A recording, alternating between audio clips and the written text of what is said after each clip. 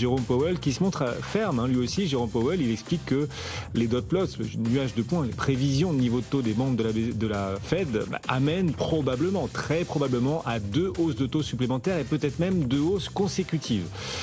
Voilà ce qu'il a expliqué il y a quelques minutes, le président de la Réserve fédérale américaine. Mais là aussi, ça ne surprend pas le marché. Un ton relativement dur encore pour la suite qui avait été anticipée et auquel les marchés étaient préparés depuis 2-3 semaines. Romain Daubry nous appelle, Bourse Direct. Bonjour Romain, on est content, ravi de vous retrouver.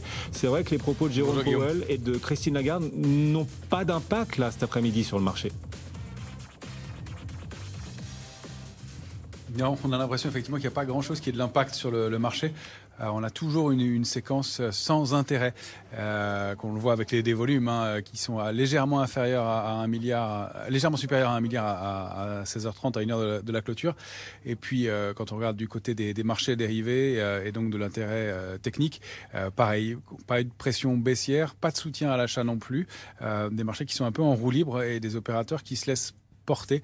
On voit qu'il n'y a pas de stratégie vendeuse à proprement parler et pas de pression baissière et un marché qui se tient mais qui ne retrouve pas de relais à la hausse.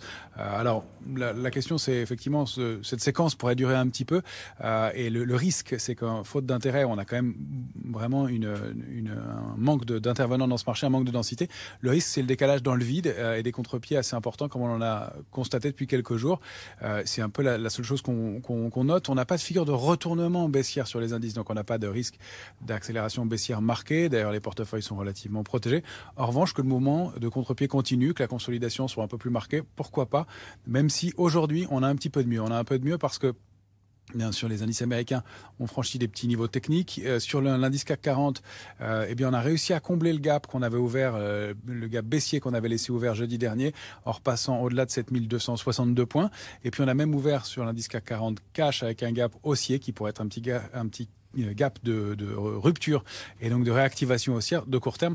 Reste qu'on n'a pas de relais, on le voit, on n'a pas d'éléments forts pour entraîner le marché. Donc les niveaux techniques sur le CAC 40, c'est 7158 en bas sur le futur, 7382 en haut. On est dans cette large zone de consolidation.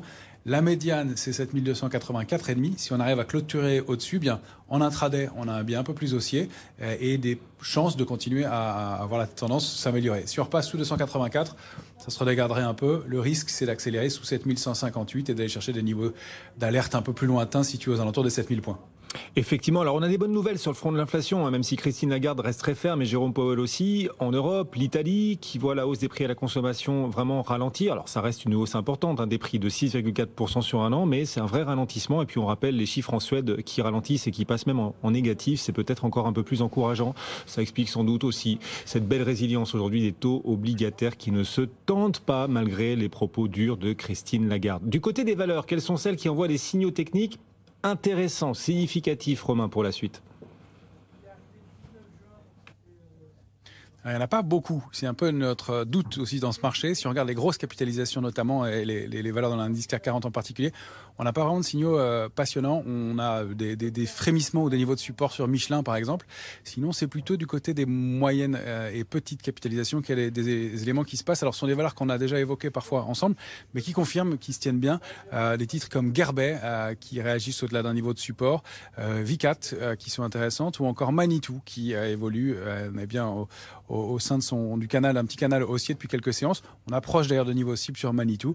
Voilà, pas de mouvement très fort, mais toujours une certaine activité de ce côté-là. C'est-à-dire que le marché, encore une fois, ne donne pas de signaux de faiblesse, mais pas de signaux d'intérêt majeur. Peut-être une séquence de pause qui devrait se prolonger un petit peu, au moins probablement jusqu'à la saison des résultats trimestriels des entreprises. Effectivement, qui animera les marchés plutôt au mois de juillet. Romain Daubry, Bourse Direct, régulièrement à nos côtés. Salut Romain, à tout à l'heure. Tiens, on vous retrouvera. On vous appellera à nouveau juste avant la clôture des marchés à Bourse Direct. Donc le CAC 40 est en hausse, Wall Street mitigé.